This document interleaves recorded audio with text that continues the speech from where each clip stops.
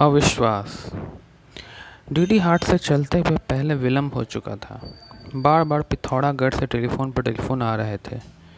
जितेंद्र देव कहते, पत्रकार वार्ता में कभी भी देर नहीं होनी चाहिए। समय पर नहीं पहुंच सकते थे तो वार्ता नहीं रखनी चाहिए थी। पूरा 1 घंटा विलंब हो गया। कैसा तुम नहीं समझते कि पत्रकार कितने तुनक मिजाजी होते हैं? बस उन्हें तो बहाना चाहिए। वैसे भी क्यों ना हो नाराज, उनका भी तो एक मिनट कीमती है। वे समय की कीमत जानते हैं। जल्दी करो। ड्राइवर कार को तेजी से दौड़ाता जा रहा था। वह इतनी तेजी गाड़ी चला रहा था कि कार में बैठे लोगों की जान निकली जा रही थी। 2-3 बार तो ऐसा लगा कि ऊंची चट्टान वाली संकरी गली में न जाने किस मोड़ पर कार नीचे खाई में चली जाएगी। है भी तो भयंकर रास्ता। थोड़ा टायर नीचे नहीं उतरा कि गाड़ी का आता पता नहीं चलेगा। आधा किलोमीटर सीधे नीचे नदी है।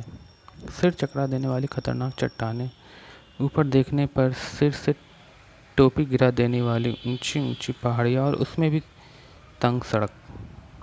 कई बार आर्मी की गाड़ियों से टकराते हुए तो कभी खतरनाक मोड़ पर जोर से ब्रेक की आवाज़ गाड़ी में बैठे लोगों की हवा उड़ा देती। तब गए नीचे। सब सहमे हुए थे और जितेंद्र देव था जिसे इस बात की चिंता ही नहीं हो रही थी। आखिरकार केशव ने कह ही दिया, भाई तुम किस माटी के बने हो? जान रहेगी तो सब हो जाएगा। इतनी भी क्या है कि तुम। और जितेंद्र देव ने धीरे से मुस्कुराकर केशव की बात को टाल दिया था। दोबारा केशव कुछ बोला तो दार्शनिक लहजे में जितेंद्र देव बोला, जिस समय जिस बात ने होना होगा कोई टाल सकता है क्या? क्यों परेशान हो केशव? कुछ नहीं होता। और फिर ड्राइवर की ओर इशारा कर बोला, जरा गाड़ी संभल कर चलाओ वीरू। वह अपनी बात को समाप्त भी नहीं कर पाया था कि केशव ने अचानक गाड़ी रोकने के लिए कहा। ड्राइवर ने गाड़ी नहीं रोकी तो केशव को गुस्सा आ गया। वह तिलमिलाते हुए बोला, मैंने कहा ना गाड़ी रोको। फिर भी। जितेंद्र बोला, क्या हो गया केशव? अब तो ड्राइवर धीरे चला रहा है गाड़ी। नहीं, वो पीछे विशन सिंह का मकान चला गया जो 2 मिनट वहाँ से रुकना था। कौन विशन? अरे नहीं जानते। पहले इस गांव का प्रधान कई सालों तक रहा, फिर क्षेत्र पंचायत का सदस्य रहा। कहाँ है वो? होना कहाँ है? जेल से छूटकर आया है हाल ही में। जेल से? जितेंद्र देव ने आश्चर्यचकित होकर पूछा। हाँ जेल से। लेकिन क्यों? बताता हूँ, आगे चलो। और अब गाड़ी आगे चलने के बाद भी जब केशव गुमसुम रहा तो जितेंद्र की बेचैनी बढ़ने लगी। क्यों नहीं बोलते भाई? क्या हुआ ऐसा जो विशन? केशव धीरे से बोला, राजनीति बहुत खराब होती है। अति महत्वाकांक्षा भी आदमी को कितना गिरा देती है कुछ कहा नहीं जा सकता। विशन पहले से ही बहुत दबंग लड़का है, हर किसी के काम आता है। खराब लोगों से भी उसकी कभी नहीं बनी। गांव में शराब की भट्टियों को तोड़ने के लिए वह सारे गांव के महिला बच्चों को एक कर दिया था। गांव में शराब के चलन ने बच्चों तक में बुरी आदत डाल दी थी। विशन समझाते समझाते थक गया कि उसने पटवारी को लेकर एक दिन गांव की इन भट्टियों को तुड़वा डाला। कुछ लोगों के खिलाफ भी मुकदमा दर्ज हुआ। कुछ को पकड़कर पटवारी जेल में भी ले गया। इसी बीच पंचायत चुनाव आए तो विरोधियों ने ऊपर कुछ ले देकर प्रधान की सीट को महिला आरक्षित करवा दी ताकि विशन चुनाव न लड़ सके, क्योंकि सभी को मालूम था कि पूरा गांव एकजुट है, महिलाएं, बच्चे, बूढ़े सब उसके साथ हैं। प्रधान पद आरक्षित होने पर पूरा गांव में बवाल बच गया। सारे गांव को पता चल गया कि यह सब विशन को रोकने के लिए हुआ है। आनन फानन में ही पूरे गांव के लोग पंचायती चौक में एकत्र हुए और सारे गांवों ने एकजुट होकर फैसला किया कि हमारी ओर से विशन का गांव प्रधान है। तो विशन गांव का प्रधान है, वह जिसका चाहे नामांकन कराए। विशन ने बड़ी सभा में सबके प्रति कृतज्ञता व्यक्त की और प्रधान के नाम का फैसला गांव को ही करने का आग्रह किया और फिर बोला, गांव जिस किसी को चुनेगा मैं उसके साथ हूँ। मैं पूरी निष्ठा के साथ उसके साथ काम करता रहूँगा। गांव वालों को कोई परेशानी नहीं होगी। पर गांव के लोगों ने जिद कर दी कि प्रधानी किशन के घर में ही रहेगी और उन्होंने विशन की पत्नी का नाम प्रधान के लिए सर्वसम्मति के तय कर दिया। विशन नहीं माना। उसने साफ साफ कह दिया, यह सब ठीक नहीं है, पहले मैं और मेरी पत्नी। विशन ने बहुत समझाने की कोशिश की पर यह परंपरा ठीक नहीं है। गांव में बहुत सारी माँ बहनें हैं जो दमदार है और फिर मैं तो पूरी तरह उनके साथ रहूँगा। पर गांव के लोग जो थे एक नहीं माने। मौका पाकर विशन का भाई बीच में बोल पड़ा, विशन, यदि सारे गांव के लोग की इच्छा है तो उसे निरादर न करो। तुम अपनी पत्नी को नहीं चाहते, तुम्हारी भाभी तो तैयार है। भाई की इस बात का गांव के 2-4 लोगों ने तुरंत समर्थन भी कर दिया। पर विशन आग बबूला हो गया। पूरा गांव मेरा परिवार है, मेरी ही भाभी क्यों? गांव में दूसरी भाभी, चाची, बूढ़ी क्यों नहीं? इस बात बढ़ती चली गई और गांव के लोगों ने सर्वसम्मति से विशन को अपनी भाभी को ही प्रधान बनाने के लिए विवश कर दिया। दोनों भाइयों में अगाध प्यार था, लेकिन उस दिन भाई को लगा जैसे विशन जानबूझकर भाभी को नहीं बनना देना चाहता। उन्होंने मन में गांठ बांध दी। चुनाव हुआ और भाभी गांव के प्रधान बन गई, पर संबंधों में दरार शुरू हो गई। गांव के प्रधान बनते ही भाभी और भाई का व्यवहार तेजी से बदलने लगा। शराब का अवैध धंधा करने वाले लोग अब बहुत खुश थे। वे धीरे धीरे विशन के भाई वासु को अपने कब्जे में लेने लगे। इस बीच सरकार ने ग्राम पंचायत पर खूब पैसा बहाया। अब तो वासु और उनकी पत्नी विशन को कुछ पूछना ही बंद कर दिया था। गांव में बिना पंचों की सलाह के काम होने लगे। जहां पहले खंडीजा गांव वालों ने अपने खून पसीने लगाए थे, अब उन्हीं के ऊपर थोड़ा बहुत काम दिखाकर हजारों रुपयों का वारा न्यारा शुरू हो गया। गांव के लोग विशन के पास पहुंचे। कई दौर की बैठकें गांव वालों की हुई। प्रधान को पूरी ओर से गांव से लिखित विरोध भी दर्ज कराया गया। विशन ने भी भाई भाभी को बहुत समझाया, लेकिन अब तो गांव के शराब के धंधे करने वालों की चुंगल में फंसी भाभी कुछ समझने को तैयार ही नहीं थी। वह उल्टा विशन को ऐसे जवाब देती थी कि शांत विशन को आग लग जाती थी। भाभी ने एक दिन तो कह दिया, अब मैं वो नहीं रह गई, पूरी दुनिया देख रही हूँ। घर से बाहर भी पाँव रख लिया है मैंने, ब्लॉक तक पहुँच है मेरी। मुझे ज़्यादा मत समझाया करो, मैं जो कर रही हूँ सब सोच समझ कर रही हूँ। इस प्रकार भाभी का जवाब सुनकर विशन को जैसे सांप सूख गया। वह हतप्रभ रह गया। भाभी, ये क्या बोल रही हो तुम? मैं जो भी बोल रही हूँ ठीक बोल रही हूँ। लेकिन भाभी, गांव वालों को बहुत भरोसा है हम पर। आज दिन तक हम लोगों ने गांव को एक रखा है। इस गांव का नाम पूरे इलाकों में रोशन किया है। अब इस प्रकार गांव के लोग ही बिखर जाएंगे तो पूरे क्षेत्र में बदनामी भी होगी, और जिन लोगों के खिलाफ हमारी ज़िंदगी भर की दुश्मनी है, वो जो उल्टे सुलटे धंधों में से गांव और इलाकों को बदनाम करना चाहते हैं, उनके हौसले बुलंद हो गए। वे धीरे धीरे फिर पनपने लगे हैं। अभी विशन अपनी बात पूरी भी नहीं कर पाया कि भाभी ने बीच में ही रोकते हुए कहा, जिन लोगों को तुम दुश्मन कह रहे हो वो अब हमारे हितैषी हैं, पैसे वाले लोग हैं। तुम खामखा उनका विरोध करते रहते हो। तुम बिना बात पूरे गांव को उनके खिलाफ भड़का रखा है। लेकिन भाभी, उन्हें पूरे गांव के लोगों ने गांव से अलग कर दिया था। आज वे आपके साथ बैठकर गांव सभा में निर्णय लेने लगे हैं। पूरा गांव और गांव के सारे पंच एक तरफ है, और फिर भी उनके साथ मिलकर। विशन अपनी बात शालीनता से कहकर भाभी को समझा रहा था कि बड़े भाई वासु का गुस्सा आ गया। 2 रोटी हम अच्छा खाने लगे हैं तो जलन हो गई तुझे? अरे आज तक गांव के लोग तुझे पूछते थे, अब तो हमारी पूछ होनी चाहिए। तुम क्यों परेशान है? गांव के लोग पूछेंगे तो हमसे पूछे, हम जवाब देंगे उन्हें। विशन भाई को समझाने लगा तो भाई और तिलमिला गए। अरे तू ये कहना चाहता है कि तेरी कृपा बनी रहे तेरी भाभी प्रधान? खबरदार, आगे कभी ऐसा सोचने की कोशिश भी मत करना। विशन अवाक सा रह गया।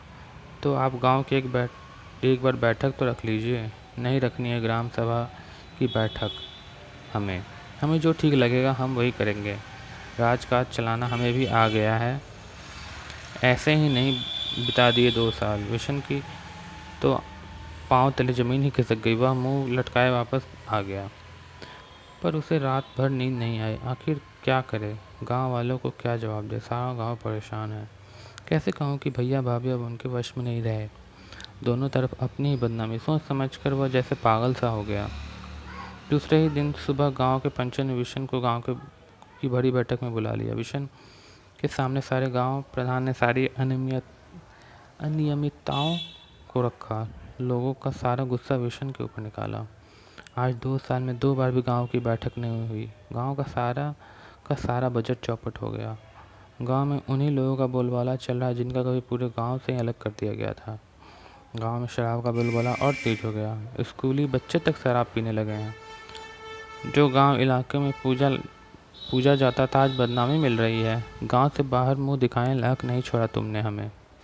कई घंटों तक चली बैठक में विष्णु सिर नीचे किए चुपचाप सुनता रहा और अंत में बोला, सभी लोग एक बार प्रधान जी को सीधी ये बातें कहे तो अच्छा रहेगा। यह सुन के गाँव के लोग चिढ़ गए कि जब सारा गाँव तुम पर भरोसा करता है तो अपने भाई को क्यों नहीं समझा सकते। बहस शुरू हो गई। विष्णु को पूरे गांव ने जैसे कटघरे में खड़ा कर दिया था कि तुम भी वैसे ही हो गए। तुम पर गांव का भरोसा था, तुम भी बेईमानों से मिल जाओगे, इस गांव को कल्पना भी नहीं थी।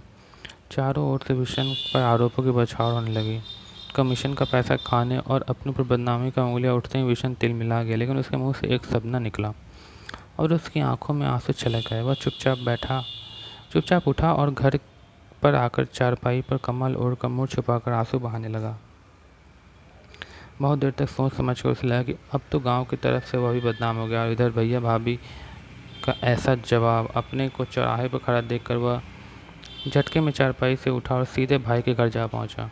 फिर घंटों तक उसने भैया भाभी के पैर में पड़कर समझाने की कोशिश की, लेकिन सिर पर पैसे का भूत सवार होने से भैया भाभी कुछ सुनने को तैयार नहीं हुए। वह वापस लौटा और गांव की पंचायत में उसने पूरी बात रखकर साफ साफ कह दिया कि जो भी गांव में निर्णय लेगा वो गांव की तरफ से रहेगा। उसने जो प्रयास करने थे वो विफल हो चुके। दूसरे ही दिन गांव की बैठक हुई और उस प्रधान के खिलाफ अविश्वास प्रस्ताव लाया गया। एकजुट होकर पूरे गांव ने इसकी जिम्मेदारी फिर से विष्णु के ऊपर डाल दिया। सारे पंच तथा एकजुट गांव ने अविश्वास प्रस्ताव पास कर जिला प्रशासन को भेज दिया। जिला प्रशासन ने सबने आकर बात भी की, पर प्रशासन किसी प्रकार भी प्रधान के खिलाफ कार्रवाई करने को तैयार नहीं दिखा तो पूरा गांव जाकर पिथौरागढ़ में धरनों पर उतारू हो गया। पूरे गांव के बच्चे, बूढ़े, महिला, पुरुष जिलाधिकारी कार्यालय में जाकर धरने पर बैठ गए। जिला अधिकारी ने 1 माह के अंदर कार्यवाही का आश्वासन दिया, लेकिन 1 महीना क्या 4 माह गुजर गए, कुछ भी ना हुआ। प्रशासनिक अधिकारी सब कुछ खुलेआम देखने के बाद भी मूक दृष्टा बने रहे। एक आध ईमानदार किस्म के अधिकारी दबी जुबान से जरूर कहते थे, क्या करे, ऊपर से दबाव है, अपनी नौकरी भी तो बचानी है, पर जो हो रहा है सब गलत है, पर हम तो मजबूर हैं। और विष्णु से ये सब नहीं सहा गया तो उसने एक बार फिर प्रतिनिधिमंडल को लेकर जिलाधिकारी के पास गया, पर वहीं ढाक के 3 पात। जिला प्रशासन की वही रटी रही बात। निराश होकर फिर से गांव में लौट आए। रास्ते में विष्णु को कुछ बदमाशों ने घेरा और मार पिटाई शुरू कर दी और उल्टा उसके खिलाफ रिपोर्ट दर्ज कर दी उसने कि वह उन्हें जान से मारना चाहता था। पैसे का खेल देखो, ये पैसा क्या क्या नहीं करवाता। विष्णु के खिलाफ मुकदमा दर्ज हो गया। इतने से भी बदमाशों को संतुष्टि नहीं मिले। उसने उसकी भाभी को प्रलोभन देकर एक षड्यंत्र के तहत एक दिन विष्णु की भाभी के माध्यम से घर पर किसी आवश्यक काम से बुलाया। विष्णु को पहले से शक हुआ। विष्णु ने सोचा, आखिर मेरी भाभी परिवार के संबंध तो नहीं टूट जाते। वो पत्नी को बताकर भाभी के पास पहुंचा। भाभी ने समझाया कि अविश्वास प्रस्ताव को वापस कराए। जब तक वह नहीं माना तो फिर क्या था। भाभी ने नाटक शुरू कर अपने कपड़े फाड़कर जोर जोर से चिल्लाने लगी, कोई तो बचाओ रे मुझे, मेरी इज्जत लुट रही है। विष्णु अवाक, भाभी ये क्या कर रही हो तुम, मेरी कुछ तो सुनो। लेकिन भाभी क्यों चुप होती। उसे तो आज विष्णु का हिसाब किताब चुकता करना था। वह चुप होने के बजाय जोर जोर से चिल्लाने लगी और विष्णु पर जा झपटी और पास रखी लाठी से उस पर प्रहार करने लगी। गांव के लोग एकत्रित होते कि उससे पहले गांव में छुपे गुंडों ने, जो पहले से घात लगाकर बैठे थे, भाभी के घर पर ही विष्णु को मार मारकर अधमरा कर दिया। गांव के लोग दौड़कर नहीं आए होते तो शायद वह जान नहीं बचा पाता और फिर पटवारी को लाकर उसने मरी स्थिति में ही उल्टा गिरफ्तार करवा दिया। गांव के लोग चीखते चिल्लाते रह गए कि विष्णु को जानबूझकर फंसाया जा रहा है। वह निर्दोष है, पर पटवारी कानूनगो थे जो कुछ भी मानने को तैयार नहीं थे। उन्होंने बेरहमी से विष्णु पर हथकड़ी डालकर उसे गिरफ्तार कर जेल भिजवा दिया। एक गहरी सांस लेकर केशव जितेंद्र के कंधे पर हाथ रखकर बोला, ऐसी अंधेरी गर्दी चल रही है यहाँ, उस पर हत्या करने का प्रयास से लेकर इज्जत लूटने तक का मुकदमा दर्ज करा दिया। आज विशन जेल में है और पूरा गांव मायूस विशन के जेल से छूटने की प्रतीक्षा में आग गड़ाए डरा और सहमा नजर आता है। गांव वालों की विशन के प्रति अपार सहानुभूति थी। इस बीच पवित्र गंगा जमुना में जाने कितना पानी बह गया। हिमालय की श्वेत धवल बर्फ पिघल कर जाने किस अथाह समंदर में समा गई। वक्त तब बीतता चला गया पर जख्म हरे के हरे रहे। अपने ही हाथों गहरी चोट खाए विशन ने तय कर लिया कि उसकी आधी अधूरी लड़ाई का शानदार आगाज अब होगा। वह समझ गया था कि उसकी लड़ाई अपने पराये से नहीं वरन उन ताकतों से है जो समाज को अपने स्वार्थों के खातिर नुकसान पहुंचा रहे हैं। जेल से छूटकर विशन को गांव के लोगों ने सर आंखों पर बैठा दिया। फिर प्रधानी के चुनाव विशन ने अपनी भाभी को ही जमानत जब्त करा दी। आज विशन के नेतृत्व में उसका गांव एक आदर्श और समृद्ध गांव की ओर बढ़ रहा है। समाप्त।